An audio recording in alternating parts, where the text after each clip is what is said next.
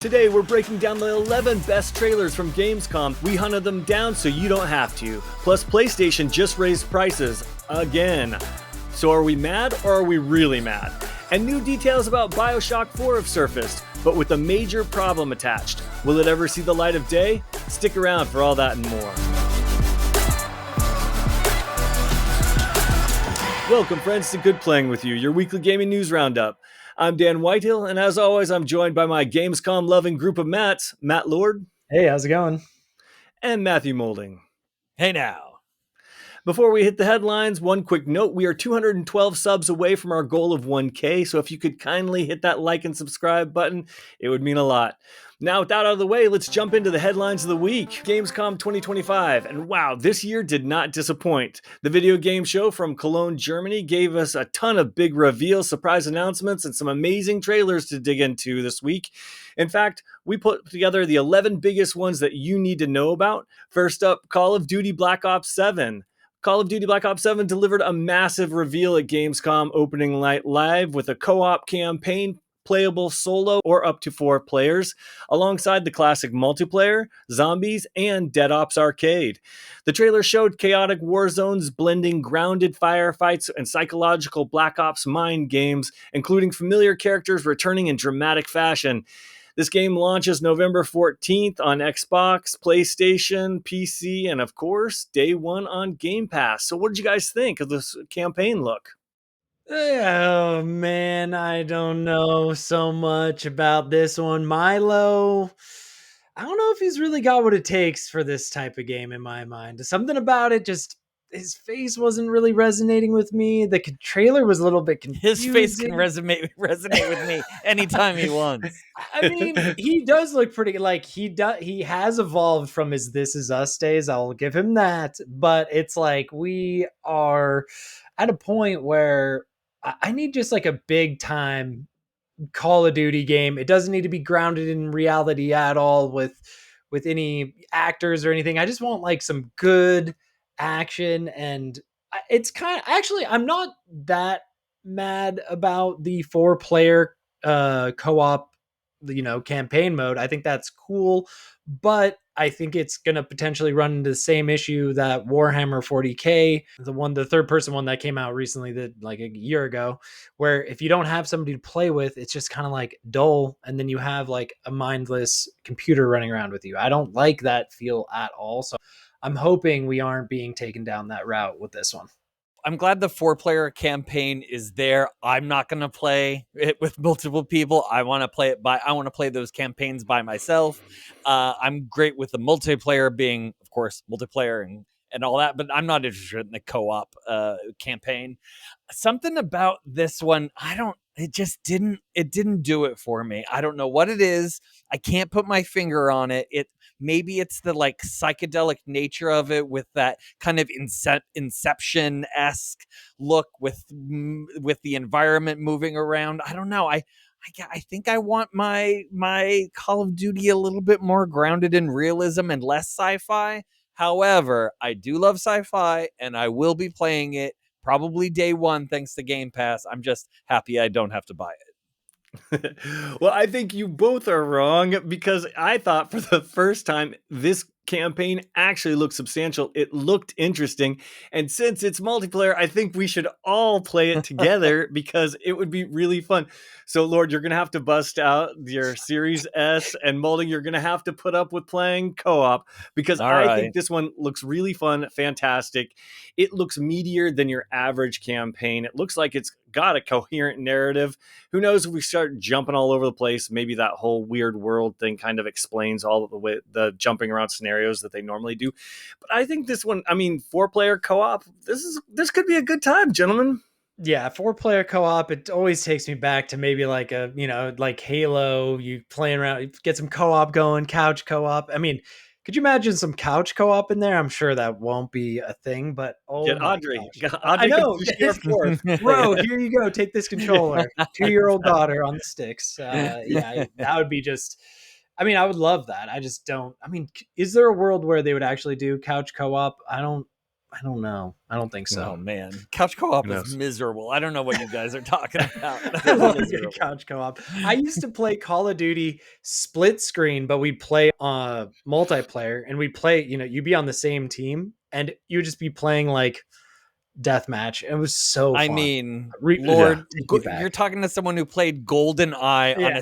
on a cathode ray tube television, 4-player, in that little Oh, yeah. square, like itty bitty little square playing GoldenEye. Oh yeah, now you're Good times, good times. Yeah. All right, speaking of good times, Hollow Knight. The first game was so well received that everyone and their dog has been waiting forever for the second game. Hollow Knight Silksong finally has a release date. The trailer targeted Hornet's agile combat, traversal, and zipping through a colorful biome while taking on insectoid bosses in a fast-paced battle. It launches September 4th on PC, Xbox, PlayStation, Switch, and day one availability on Game Pass. What did you guys think about this long-awaited look? Are you super pumped or what? So I love Hollow Knight because of its Metroidvania meets Souls-like game. I think that it's a very interesting combo. It's not a combo that I like to play. I'm not a Metroidvania player, but I can completely understand why people love this game and are super excited for this. It's gorgeous. It looks so pretty. Colors are great. The background looks great. Everything on it looks great. It's just not a fun type of game for me. So I'm happy people are getting it. I'm excited for people to play it who want to play it, and I'll just maybe try it for an hour and then put it away and be done with it. Loved the first one. So I'm excited for this one. To be honest, the way they announced it, all of a sudden we got a release date after we haven't heard a word about it for 7 years. Something about that just seems a little funky to me. Like I don't know why, but I am a little sus. Ooh, is there a Lord conspiracy theory? There's what's this here. conspiracy? I think it's just weird we haven't heard a peep about this game, and then they're just like, here you go. Like, don't worry, it's been cooking this whole time. Like, don't sweat it. I don't know. Like, it's something. I don't know. Maybe it's not gonna like hit the way the first one hit, because I loved the first one. The first one I thought was a genius game. Played so well on the Switch. I probably played the most I've played on a game on the Switch with just it was so good, and I loved it. So I don't know. I'll probably end up still picking this one up probably day one, honestly. But it's just there's something about the way they did it. It just felt a little strange to me. I don't know if there's anything there with it, but well, hopefully I can calm your nerves a little bit, because I can attest that Lord loved this one. We worked at the same place, and every day he would come to work talking about this game. And for me, my experience was a little bit more of an emotional roller coaster. Some days I was high on this game. Oh, I love it. And then some days I was like, oh, I got this boss. And I'm like, oh, F this boss. I hate this game. This is the worst game ever. And the next day I'm like, oh, I got some power-ups. I like this game again. And then he's like, oh, there's this optional cricket boss or whatever, which I fell through. And then I went to the ground and I got these crickets just fucking started killing me left and right. And I was like, I hate this game. So I'm excited about it, but I am now prepared for the amount of like how Souls-like it can be. But the thing that I had read was maybe I understand your concern, but the creators had said they were like heads down working on this game, and they're such a small team that they couldn't make any promises, because even they didn't know when it would release, and that they experienced a little scope creep because they kept having ideas and putting things in. So even though they didn't know when the game was going to be ready, and that was the reason that they couldn't really tell everyone an exact release date. But the good news is, though, we do have a release date. It's soon, and it's day one on Game Pass. So you got to forget. It's like weeks, right? It's September, early September, right? Yeah, yes. I didn't even talk about Game Pass. Are you kidding me? Yeah. What a great surprise. I'll definitely play it then. Yeah. And the trailer itself said there's over 40 bosses. So, Lord, you're going to be so happy with this. Yeah, no, for sure. I mean, and just getting a look at it in the trailer that they showed off, I thought the combat looked very fun. Looked like the style I know and love. And man, when you're just like nailing those acrobatics and like hitting enemies on the fly, what a good feeling. That game had some magic about it. So I'm excited. The more I'm talking about it, I'm like, let's get it. I mean, that's right around the corner. You're getting me excited. I'm ready. All right, that's the attitude I wanted to hear. Well, I'd love to know how you feel now about Resident Evil Requiem. Capcom unveiled Resident Evil Requiem in their third trailer, introducing again the new protagonist, FBI analyst Grace Ashcroft, whose story connects back to Raccoon City's history, but we're not exactly sure. The trailer did feature tense stealth, grotesque new bio creatures, puzzle solving in the dark atmospheric environments, and then her mother was even murdered. Spoiler alert. So Maybe it looked like it. Maybe. Yeah, could be. Yeah, Yeah. maybe. This one launches February 27th on PS5, Xbox Series, and PC. What did you guys think? Did this look better to you, or is it just more of the same? I gotta say, anybody getting trash bagged and a jugular knife, hitting the neck, I was like, okay, this is Strong. kind of Yep. this is a good. Strong. I thought the trailer was actually pretty cool. The one that it was scary, lights going out. She didn't know what was going on. The mother kind of knew something was up. I was like, this is a pretty good. Like, it was definitely a good tease, and I'm curious to know where it goes. I don't think there was like a I mean, I think we saw some gameplay. I think you're kind of like Mm-hmm. following with the flashlight, which I think is cool. I thought it looked good. To be honest, I'm definitely getting more and more hyped for this game. I think as I see more of it. So I thought it was a good trailer. It was a good turnout from Requiem. So Moldy. the scary bad guy was scary, but let me tell you what the scariest thing from this trailer was. It was the fact that that girl was wearing her shoes on the bed. That scared Oh, me more than anything else I had seen in that thing. It drove me nuts. And she seemed super annoying. So I'm yeah. already not interested in playing that game because I don't like the horror games. I swear, guys, I love video games. It's just we haven't really hit one that's up my alley yet. But she's I hope there's some evolution in her character from what she was there to what she ends up being in the game, because man, she was pretty annoying. Yeah, let me just say, I'm hoping there isn't some sort of like panic attack, like suppressant mini game in in there, because I felt like Mm. they were kind of giving us that with the mother saying like, take your deep breaths, like calm down, and I'm like, oh Oh no, yeah. are we about to like, is this going to be something we're going to have to manage in the game? And Ooh. that kind of got me a little scared, but I was wondering what was making me so freaked out. It was the shoes on the bed. So good call, Molly. Nailed it. To me, look, I'm currently I've played all of the Resident Evil so many times. I'm currently playing through 2 again. This looks more the same to me. I don't love the colors that they've chosen. I don't really understand the story. I did hear a rumor that Leon was going to be in this one as a second playable protagonist, but this would complete his main story arc, which means like, what are they going to kill Leon? That made me nervous, but of course it's just a rumor, so you can never tell. But look, all that being said, I'm super pumped, and I'm day one on this puppy. Even though this isn't the most exciting Resident Evil, I'm convinced it's going to be great. It's going to turn out that Grace is related to one of the other characters. It's going to all tie together a nice bow, and it's going to be a great horror time. So I'm in day one, and I will let you guys know exactly how it turns out and how often she puts her shoes on the bed.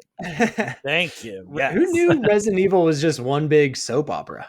Yeah, Like, Yeah. it is it- honestly yeah. playing them. They're all like friends and related and all that stuff. And don't get me started on Ada Wong and Leon and all those. Oh, it's crazy. um, Anyway, speaking of crazy, let's talk about one of those trailers that had our resident Matt Lord super pumped, and that oh, is Warhammer 40K Dawn of War 4.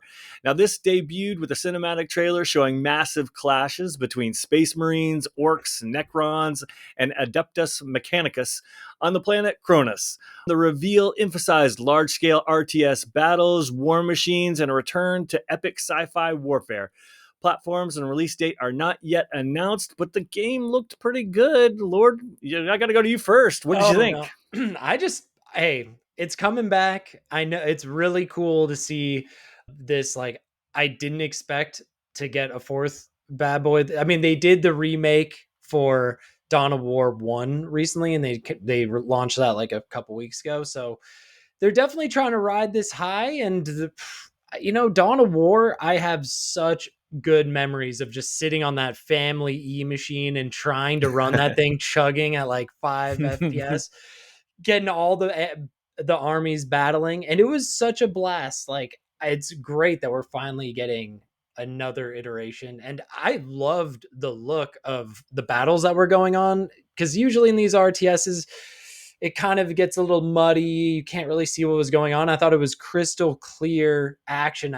I love seeing top down action like that on a large scale. I was pretty hyped. I didn't want to spend like a ton of time on it, but this is a game that I definitely have on my radar, and I love the 40K universe. So this is, if you're a PC owner, definitely. And who knows, maybe they'll bring it. They did say they were bringing it to consoles, right? I think at the end of that thing. Are you guys thinking at all? Maybe checking this one out?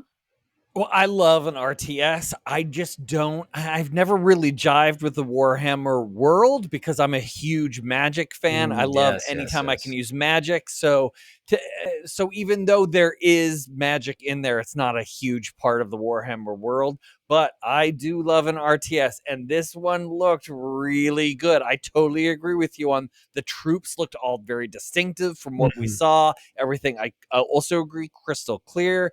I'm not a PC gamer, so hopefully it is coming out on consoles. Probably not day one. Maybe it is day one. I would hope so. But yeah, I'm looking forward to this one. I think I definitely want to give this one a shot. Nice. Dan? Well, this is not a game for this me. passing by, Dan. Yeah, no.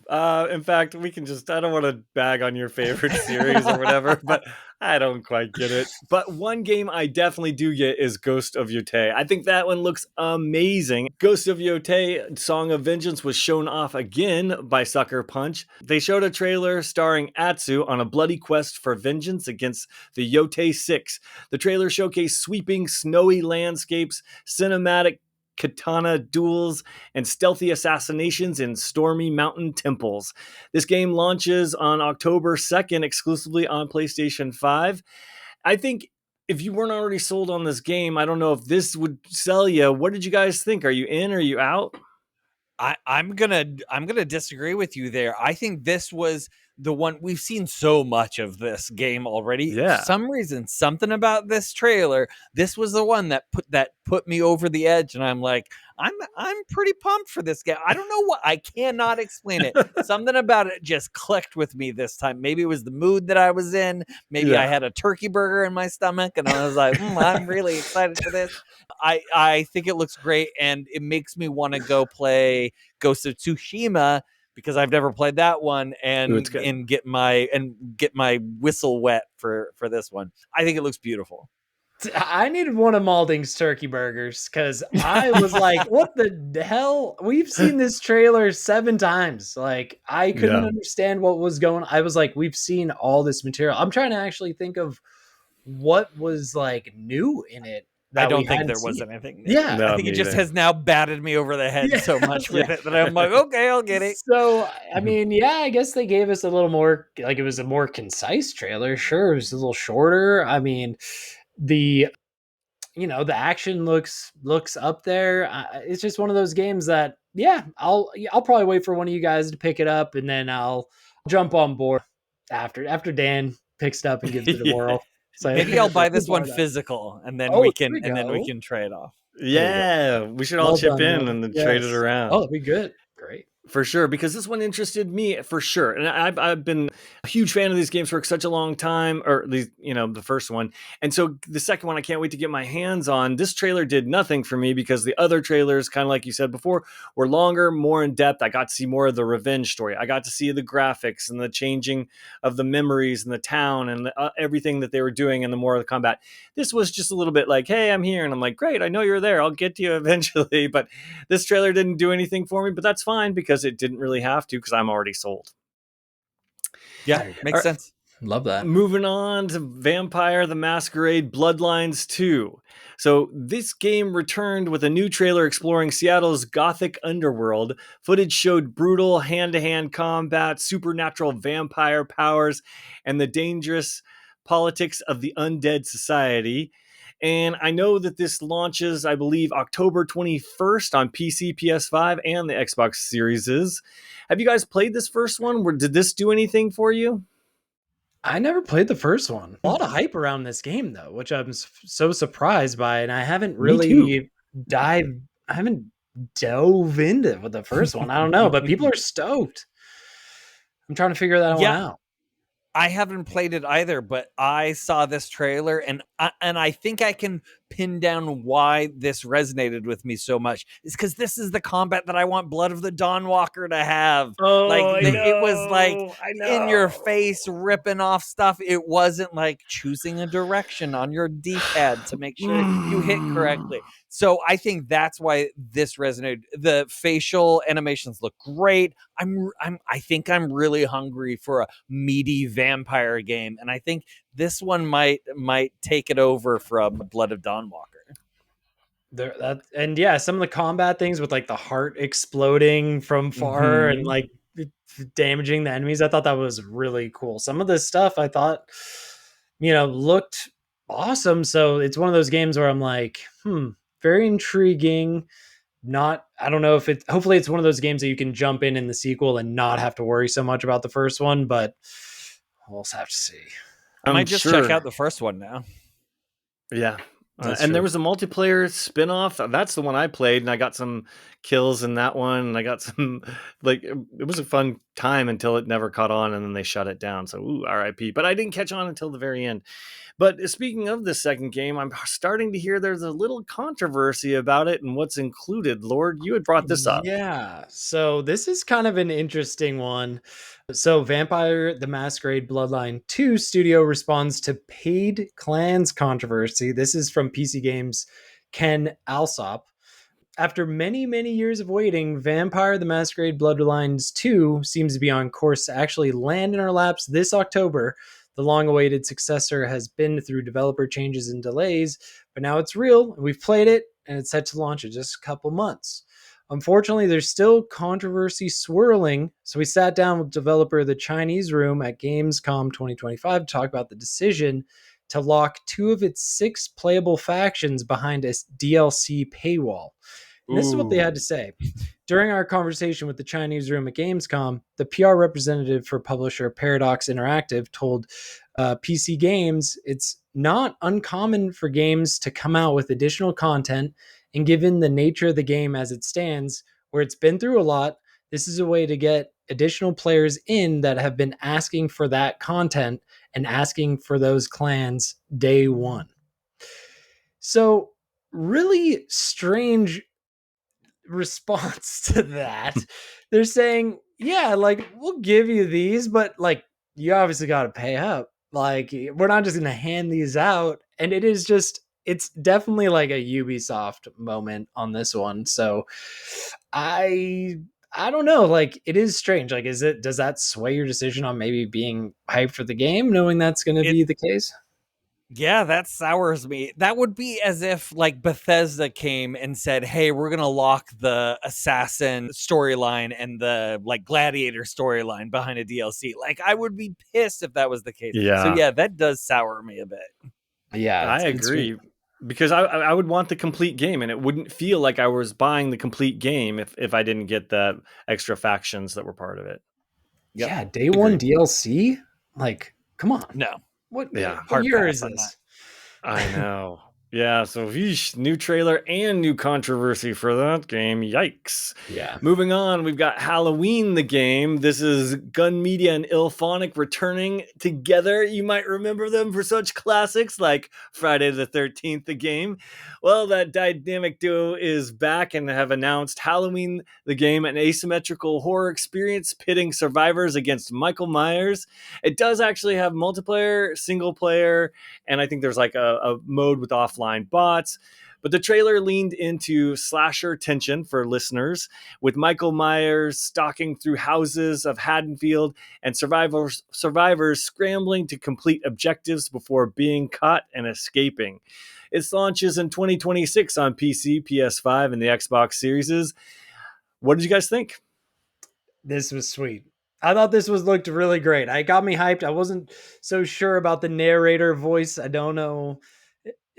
That was not like the OG narrator. I was like, interesting. Yeah. A little interesting AI. choice there.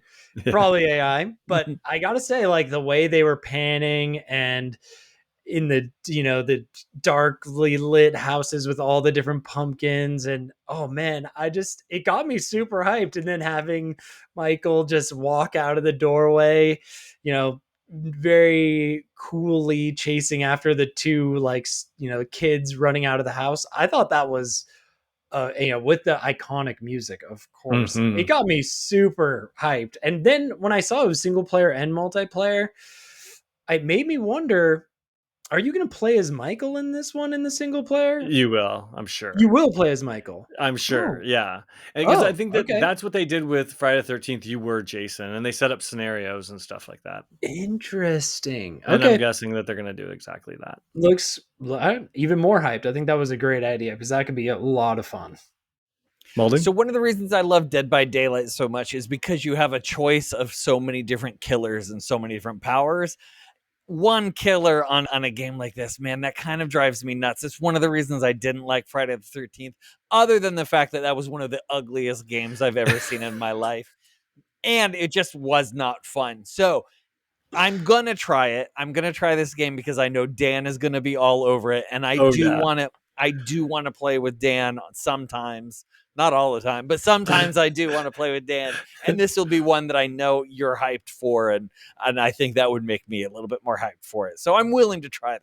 I'm willing to try it. No, Awesome. I That makes me thought it happy to just hear. looked so authentic. Like they really It nailed did look whatever, great. like they didn't, cut any corners. Like, I mean, Friday the 13th, it kind of did the same thing. They made it very authentic to the movie. And I Yeah. respect that. They're not trying to make it something else. It is just the video game version of the movie. And that's really cool. Yeah, and I'm glad you brought that up because that is something that they said in their interviews that they really were focusing on the first film. I heard that they were working with Donald Pleasant's estate to get him, the actual like cop, in there as well, and they really wanted to honor the first film, and that's where the graphics come from, the pumpkin and all of the font. And so I do think it looks great. I'm super pumped for this, but I'm also a realist. So let me just say it first off. Huge fan of asymmetrical horror. I can't wait for this. It's going to be amazing, and I wish it were out this year. Okay, that's one side. The second thing is, look, I have played a billion games by IllFonic and Gun Media, together and separate, and they are pretty good. So I do want to lower people's expectations here because it is going to probably be a bug fest. I don't mean to be a dick, but Friday the 13th, let's look. Friday the 13th, they did Predator, they did Killer Clowns, they did Texas Chainsaw. I'm telling you, they're not the kind of team that makes a live service game, which a property like this could easily support if the game's good enough, like Friday the 13th was. They just make these games that are great, and then they just kind of let them die, and then the player base stagnates, and you can't find a killer, and it's hard to get a match, and then it's frustrating, and you're just like, F it, I'm going to go play Fortnite. And that's what I'm afraid of here. It's going to be great in the beginning, but then it could potentially fall off. The graphics look okay here in the trailer, but we have yet to see real gameplay in the real game. And I'm going to be honest with you, while I love Friday the 13th more than anything, it was not the prettiest game ever created. So I do want people to be like super pumped with me and super excited because I'm in day one for sure. And I'm going to harp on you guys to try and get you guys to be in on day one too. But my expectations are realistically set. I don't expect it to be live service. I don't expect it to launch bug free. And I don't expect it to live very long. So we should all jump in when we can in the very beginning. Call me when there's a Nightmare on Elm Street game. Yeah, right? Oh, man, Man. I gotta agree. I mean, that's number one, but Halloween's close second, I would say. Yeah. Sure. Like, Yeah, I was never a Michael Myers stan, so that first movie's awesome. So, like, yeah. Oh, the And best one. speaking of graphic, maybe they're locking in Unreal 5 a little bit. This looks like an Unreal 5 type of situation, maybe. Because I They're thought the that, kind of team that can make Unreal 5 look ugly. I'm sorry, but they yeah. are. They are. oh no. I mean, I Okay. love them. Don't get me wrong. Oh man, I'm gonna get in trouble. But they are. Oh man. Well, yeah, either way, I mean, I could be persuaded to jump in on this as long as it's Awesome. not $80. I will do my no, it won't be, but I Oh will yeah. do my best to try and get you involved. All right, moving on. Let's talk about Active Matter. Now, this was a new IP, so our listeners might not know anything about it because I know I didn't. And it's an extraction style PvPvE shooter built around an unstable anomaly zone. And the reveal trailer showed squads battling rival teams and warped environments with black hole style effects physics bending hazards and sudden firefights breaking out mid-mission. This launches September 9th. What did you guys think about this one?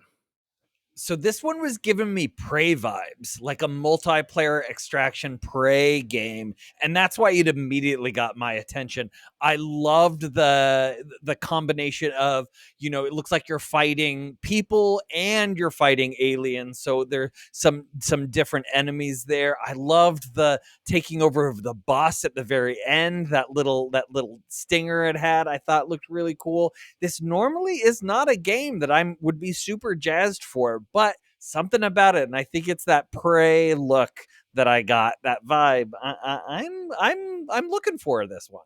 This one definitely caught my attention. It's like Stalker on acid, basically. I was like, holy smokes. Like, and I definitely saw the Prey vibe with the enemies, with the little blob setups. Yep. I thought that was really cool. I mean, this one, I had no idea about it. Then I watched the trailer on our YouTube channel. Go watch it.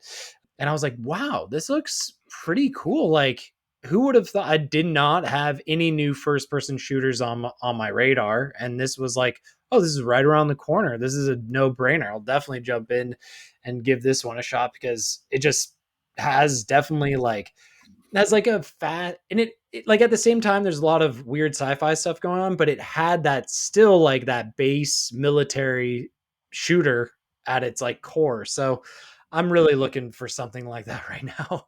I know, Malding, you are too. So hopefully, yeah, I think that's why Call of Duty maybe didn't resonate so well, is because that felt all sci-fi, and this one felt like normal people in a sci-fi environment. I'm not quite sure how to explain it, but I think that might be it. I'm with you on that. Yeah, I mean, I think this one looked visually interesting. I liked what they were doing. It didn't sell me, but then if you guys are way into it and force me to get into it, I'm open to it. Maybe you'll buy us Halloween and we'll buy you this one. Yeah, right. That's a good trade-off. I could be down for that for sure. But I also want to get you into the next game. Now, I've been watching this next game since it's been in development for a couple years now. I think this one looks really cool. It speaks to me. It's called Jump Space, and Jump Space is, you might remember, because it was previously called Jump Ship, but they couldn't get the rights to that name, so they just changed it and they announced it at Gamescom. But this is Jump Space, a 4-player co-op starship adventure where crews maintain their ships, embark on planetary expeditions, and fend off hostile encounters. The trailer highlighted chaotic repairs mid-battle, spacewalks gone wrong, and firefights on alien planets while your ship crumbles around you and you're all trying to work on it. I would think like almost like a Sea of Thieves in space, but it's also got like a strong shooter vibe, and you've got space like flying missions and stuff, and it's I don't know, it looks really cool, and it's multiplayer, and I want you guys to play it with me if it's any good. What did you think? Absolutely not. I am not. No. Any comparison to Sea of Thieves is a no-go for me. That game is miserable. You put me on a ship where I have no control over my destiny, where I have to put it in player one's hands, who is usually Daniel Whitehill, who's player one. No, I am not ceding control. Absolutely not. Maybe if you're super pumped and you love it so much, I'll give it a try. But no, that description you just gave me the hives. Lord, I don't know if I had a hive type of reaction to this one, but I just was like, it looked cool. And then I was like, oh, it's one of those quirky games where you do kind of ludicrous stuff, which is basically Lethal Company if you haven't played that. And then I was like, I don't know, I'm kind of on the fence. And then it looked a little bit more like, Helldivers. It had like the Helldivers like armor and everything. And so I was like, okay, they're doing a mix of genres here. Then it had the guy holding the pizza up at the end. I was like, I don't know, this guy holding the pizza. This is just like, I don't know. Dan, I don't want to burst your bubble because I'm over here. I do want to burst your bubble. I'm like, Dan's hype, but I was just like, I don't know. I feel like, I don't know. I would be way more likely to buy and jump into Halloween than this one, I'll say. Okay, Yeah, then I'm going to same. hold that to both of you guys. But I think this one looks cool. And one of the reasons why is because it's kind of like a 3D version of a game called Faster Than Light, where you were in a ship and then you would jump to the next zone. And you could choose whether it was a hard or easy zone. And you would have to either fight someone or save someone and then you repair your ship and then jump again. And you had to jump like to stay ahead of this like curtain closing or whatever because these bad guys were after you. And you had to jump maybe like 7 times. And this is that. They kind of stole that 2D game and put it in a 3D world. And I think it looks beautiful. I think it looks fun. And I like co-op games and shooting people with my buddies. So I'll let you guys know how it is. Wait, did they With say this randos. one's free to play? No, it's going to be early access though. Oh, okay. Yeah. And it's early access beginning September 19th. So it's soon. Oh, soon. Yeah. Yep. Well, I look forward to disappointing you next month, Dave. Yeah, stay tuned for that, audience, for sure. All right, let's move on to Black Myth Zhong Kui. Now, Game Science announces Black Myth Zhong Kui, the follow-up to Wukong. The cinematic trailer showed the Taoist demon slayer Zhong Kui cutting down hordes of mythological creatures, summoning magic, and even charging into battle atop a massive tiger. Platforms and release dates are not yet announced, but this is the follow-up to the uber popular game. What did you guys think? I mean, people love Black Myth Wukong. I have not got a chance to play it yet. Now that it's on Xbox, if it's not on Xbox now, Xbox soon. I think it maybe released. it did release. Yeah. Okay, great. Maybe I'll give that a try. I'm sure that has Game Pass written all over it. I feel like so maybe I'll wait it out and wait for it to come out on Game Pass. I mean, people love that game, so I'm sure this is a follow up. Sounds great. I love the fact that it's such a quick follow up too, not these like 8-9 year differences, 12-year differences. Looking at you, Grand Theft Auto. So I love that. Big Tiger, sold on that. That's great. So it has. My interest is peaked. You had me at Big Tiger. I was like, okay, this looks cool. I thought the new, so different protagonists now, and it just looks like, so this is going to be just like a whole new separate story, as I'm imagining, from the Wukong Looks style. like it. So yeah, it looks really cool. I thought the trailer looked really beautiful. I mean, obviously the graphics are just like top notch. I've heard the word on the curb is the first game had really, really good graphics as well. So I'm thinking this is just going to be even more next level. And no, I'm excited. This is one that's definitely on my radar. I do need to play the first one still, but I'm sure that's going to happen. Is Wukong Souls-like?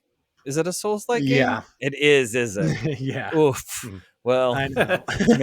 maybe I'm not going. I'm kind of in the same boat right now. There's a lot of we've been saying it. There's a lot of Soulsborne every games episode. right now. So yeah. Well, I definitely look forward to learning more about it.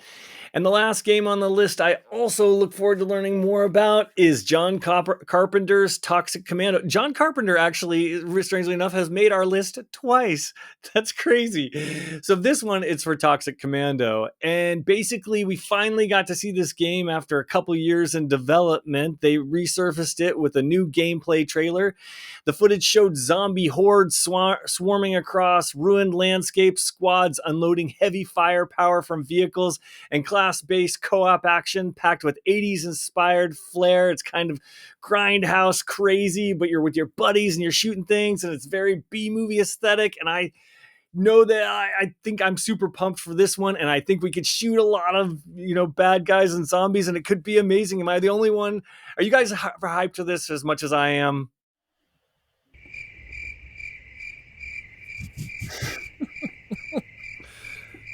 Okay, I take that as no, not really. No, man. I'm sorry. This one was just kind of like, oh, been there, done that. You got Left 4 Dead and Back 4 Blood. So I didn't think it looked good. Like graphics wise, I didn't think it looked good. It just didn't. Nothing really jumped out at me. No, it's not. I love John Carpenter. That's great. Yeah, but here's why it legitimately is cool. Like, I agree that you can make fun of me because this is kind of a game that only I would like. But the real reason it's cool is it's produced by or published by Saber Interactive, and they did a really good job with World War Z. And yes, they are using their same Swarm technology. So I have that confirmed that their Swarm engine or whatever that they used in World War Z will be used in this game. So it's like taking that really cool like zombie horde technology that I loved shooting, and it's putting it in a new universe. It's day one purchase for me, but probably I'm the only one, so that's completely fine. Okay, so I'm taking it that probably isn't your game of the show, but based off this list and your opinion, what was the best game that was announced at Gamescom? Lord, let's start with you. In my opinion, I felt like I got a lot of fun vibes and scary vibes from Resident Evil.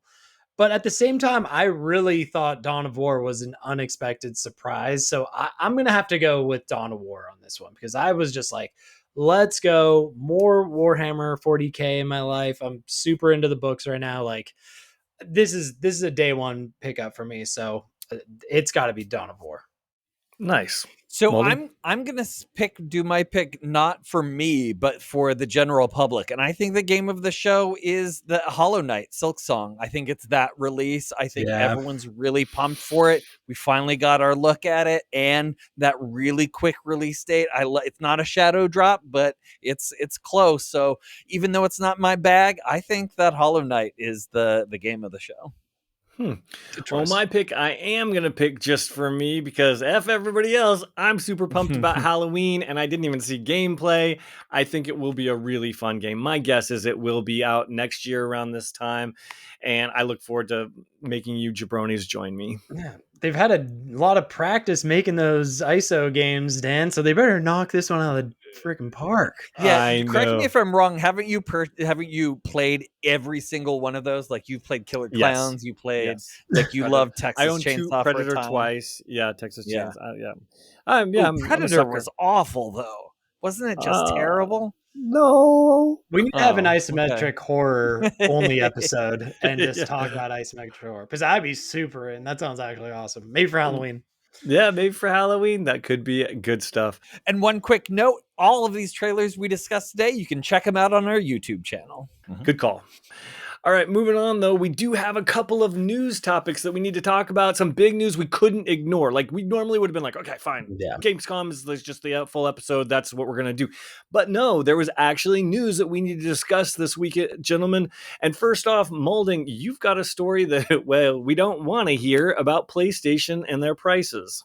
Absolutely. PS5 price hikes announced for the US as Trump's tariffs continue to take their toll. Sony is raising PS5 prices in the US with every system going up by $50. The company said it is continuing to, quote, navigate a challenging economic environment, quote, and will pass the costs along to consumers in the form of higher prices. The new prices go into effect on yesterday. PlayStation 5 Slim went up $50 to $550. PlayStation 5 Slim Digital Edition is now $500, previously $450. And the PlayStation 5 Pro, if you didn't pick it up and you wanted it, you're now going to shell out $750 for that system. Oh my God. For the PS5 accessories are not changing, Sony said, adding that the PS5 console price hikes apply only to the US market.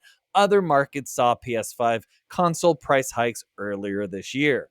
So boys, what do you think? The PlayStation unarguably is a console war winner. Do you think these price hikes are necessary? And do you think this will harm their brand? No. Yeah, well, losers, man. Bring back eating the cost of these systems. Like, not everything has to be passed down to the consumer. All this does, in my mind, for PR for Sony has to be like, well, maybe we shouldn't do that because it's going to shed bad light on the company right now. And they're just like, nope, enough. You're fired. Raise the system price. That's how I feel is what's going on over there, because this makes zero sense besides just me reading it and just thinking, man, what are they doing over at Sony besides being super greedy? Like, this just is like greed all over it and following the trends of other. They could have they could have saved the day by leaving the system price as it is. I agree. And normally I would be all F Sony, fuck Sony, and I am. I mean, fuck them for sure. But what I thought was great here was they kind of tipped their hat a little bit towards the economic conditions. And that was something that Nintendo didn't do. And that's exactly what we talked about in molding. You brought it up on the podcast. Wouldn't it have been interesting that if Nintendo had said why they're doing this? And I did. Like, yeah. So you totally brought that up with Nintendo, and I was like, yeah, it would make you feel different. And this one does. Then you kind of looked a little bit more at Trump. Now, look, I agree that there needs to be some sort of like thing worked out with this political stuff. But every time Trump raises tariffs, it's going to hurt the consumer. And soon Sony has proven that. Now, yes, they are assholes and they should be the good guys and they should try and eat at least some of it. But this is the hubris tax we're paying here because Sony is in first place, because they have won this console war. And this is what has me terrified if Xbox goes away, because without competition, who's to say they don't raise it $100 and not just $50? So I can definitely see it. I'm happy that they acknowledged the economic conditions. It sucks all around. Thank God we already got our consoles, but man, it could get even worse without competition. So true. It's another corporation that you have to answer to your shareholders, and that's why they're doing this, is because they got to make sure every year they have that increase in market share, increase in stock price. That's why they're doing it. What I am begging, and again, I don't work in the corporate world right now, but imagine one of these companies saying, yes, the tariffs are crazy. We're going to lower our price. We're going to lower it by $50 and then see how many consoles they might sell with that, where they say, hey, we're doing this for you. We're going to eat this price and we're going to eat it and then some. We want to make this deal for you. I think they would do really well. I think they could sell a lot of consoles with that, but that's never going to happen. I love that so much, Molding. You have no idea. I always believe that selling volume is key. That's how that's just how I've always believed. And why not? If you could make to me, that just makes you look so good. I don't know why that's so hard for these companies to do, but clearly is. I agree with this. Oh, sorry. This far in the console's life cycle, they've got to have it manufactured much cheaper than this. There's no way that they need to do this price hike. And Lord, you are totally correct that they should be making their money and focusing on software. They shouldn't be making money off of the back of Americans who might have a poor tax policy. Yeah. Agreed. Exactly. Imagine I would never buy the Pro, the PlayStation Pro. I just don't play PlayStation enough to purchase it. But if they came out and said, hey, all this is messed up, but we're for the consumer, we're going to lower our price. Now it's actually going to be $600 instead of $650. I might think, oh, okay, they're thinking about me. They're not thinking about their bottom line. Maybe I will purchase it. And now they got $600 out of me instead of nothing. I don't know. Maybe it sounds stupid, but it would be nice. I agree. It could be a hell of a marketing beat and a marketing campaign. And then eventually down the road, you could raise the price and stuff and be like, yeah, we tried. Yeah, absolutely. We even if as long as we could, guys. For 6 months, we're going to eat this price for 6 months. Yes. And in 6 months, we're going to have to raise it. But right now, we're giving you a discount. I agree, because think about it. The press release you read essentially said it was immediate. Like it took place within 24 hours. Yeah. I think, yes, you take a marketing beat out of this and you make yourself look like a hero. I agree. They missed the opportunity here for sure. Yeah. And that's truly unfortunate. Well, speaking of missed opportunities, we need to talk about Bioshock 4 because, man, I love the Bioshock 4 series, but the news coming out about this game isn't very good. So let me just tell you, essentially what's going on. Bioshock 4, unfortunately, has hit another setback. Now, this is a game that's only been announced. We don't have footage, so we're going to be showing on our podcast like footage from the older games and stuff. But 2K confirmed that its Montreal studio, Cloud Chamber, is being downsized as the game gets reworked following negative internal feedback. To steady the project, they've brought in industry veteran Rod Ferguson, best known for turning around troubled productions like Bioshock Infinite, Gears of War, and most recently Diablo 4. Ferguson is now the head of Bioshock franchise, overseeing both the game and its Netflix film adaptation. While CEO Strauss Zelnick insists the game won't be canceled, this marks yet another leadership change and delay in a series that's been in development limbo for years. Gents, is this project doomed? Yes. I mean, Bioshock is such a great IP. Even it's a game where I think all three of those games are great. There's not a stinker in them, but to do this so far in advance, and I'm already now thinking that it's a problem. It just looks bad. It just looks like it just looks bad. Yeah, when you got to bring in like the grizzled veteran to come and shape up your studio, like Yeah. you got a problem. Like I can imagine them. They're like, no, you got to bring in the warthog, and he's like coming in with smoking a cigar, and Bring it's in like a warthog. bring in the warthog, and it's like just to shape up old Bioshock. I mean, I have hopes for this game because I am with you, Malding. All three games, such bangers. Nothing about Bioshock is dull. I love it. So I'm hoping we get some positive news, and with this, hopefully it doesn't come to any like closures or anything. That would just be absolute madness. So hopefully we can just get this game out the door.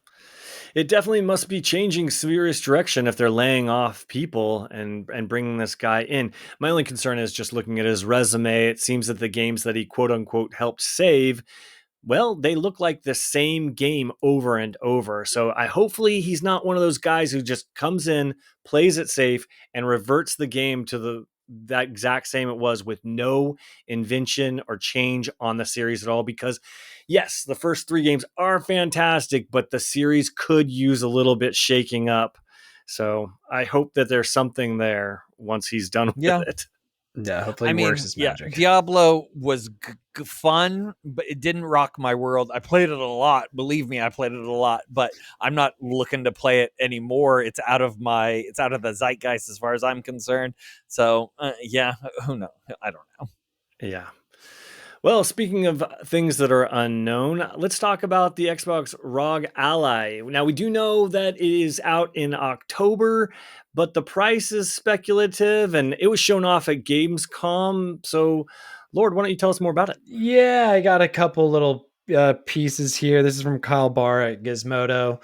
So both the ROG Xbox Ally and ROG Xbox Ally X are slated for release October 16 in the US. We don't know about the cost and when we can pre-order one. Gamescom attendees were the first to try out the new Xboxified version of Windows 11, and we're getting like a new Windows 11 that is all Xboxed out on this thing, that's kind of cool. So yeah, Windows 11, which should make it easier than Microsoft's regular OS to launch games on both the Xbox app and third-party launchers like Steam and Epic Game Store. The handheld effectively dual boots into the base window version of Windows 11 if you need to access all the apps you can't from the new Xbox menu. Microsoft is also working on a handheld compatibility program. It looks very much like the Valve's Steam Deck verified badges, which is great. That's really helpful for Steam Deck, so I can see that being put to good use here. The ROG Xbox Ally is the lower end starter handheld compared to the beefier specs of the Xbox Ally X. The one in white comes packed with an AMD Ryzen Z2A processor. Based on specs alone, that chip seems closest in power to Steam Deck. And then the Ally X is the one that comes packed with AMD's Ryzen Z2 Extreme. That APU, or accelerated processing unit, sports 8 cores and 16 threads, so that looks great. So this is kind of where the price comes in here. So we caught a hint of supposed Xbox Ally prices for European consumers back in July. The Xbox Ally was set at 600 euros or $700, while the Xbox Ally X demanded 900 euros or $1,050, which is pretty nuts. And then on top of this article, there was also a YouTube video that came directly from Xbox that it sort of confirmed that this is more of like a PC forward type of system. Like, I did a bunch of research on this thing, and I feel like there's still confusion around it on whether it like natively supports Xbox games. Like, you can download some of the Xbox Everywhere games, but a majority of the Xbox library is going to be streamed to this system. Which, in my opinion, I mean, between the price and the streaming aspect, is this something at all that you would consider picking up? Absolutely not. And I'm pretty sure I called it months ago saying that this might be a streaming device. You guys, I really don't think it's a streaming device. I'm sure these games You don't play think natively. so? I'm sure. 100%. They With said that much horsepower? No. I'm telling you, no way. I think PC you're going to be able to download PC games, but then the Xbox Right, is Xbox like, PC games. Yes, Xbox PC but games. that's just a select few of the Xbox Everywhere. Yeah, maybe. Yeah, it's not all the whole library. Right, but it's everything that's in their store. That $1,000 11 no, crazy. No. That's nuts. That makes me love Switch 2 is what that does. That's how bad that pricing is. It makes me want to buy a Switch 2. You know that's bad. Yeah. There's something about it that I just think there's so much confusion around this console and what it actually can do that I'm just like, I need it to be released, and then I can come in and maybe make a final judgment. I agree. I think their next step here is going to be exactly what Lord's talking about. They are going to give this system over to Digital Foundry, who's going to test the hell out of it. They're going to give it over to the Tom's Hardware people and Linus Tech Tips and all that sort of. They're going to give this system out, and people are going to get in there and say, okay, this does dual boot, or this doesn't, and they're going to give us the information. But the key thing here, though, is this is a tech device for PC people. This is not for console people, and these prices are outrageous. They're scarier than shoes on the bed. They are so out of touch. They're so out of touch, and I think only PC people would be interested in this handheld device. So they really are going head to head with Steam Deck. And if you're dealing with just PC people, I think they're going to prefer Steam Deck because of the native OS and everything else that they've got going on here. So this does make me nervous too, because I think they've priced themselves out of the competition, and I think they're a little too late. Bit of a stumble. Yeah, couldn't have said better myself. Well, that pretty much wraps everything we have for this week. If you're watching on YouTube, please like and subscribe. And if you're listening on a podcast, please tell 212 friends. And on behalf of Matthew Moulding, Matt Lord, and myself, Dan Whitehill, thanks for joining us. And as always, good playing with you. Good playing with you. Good playing with you.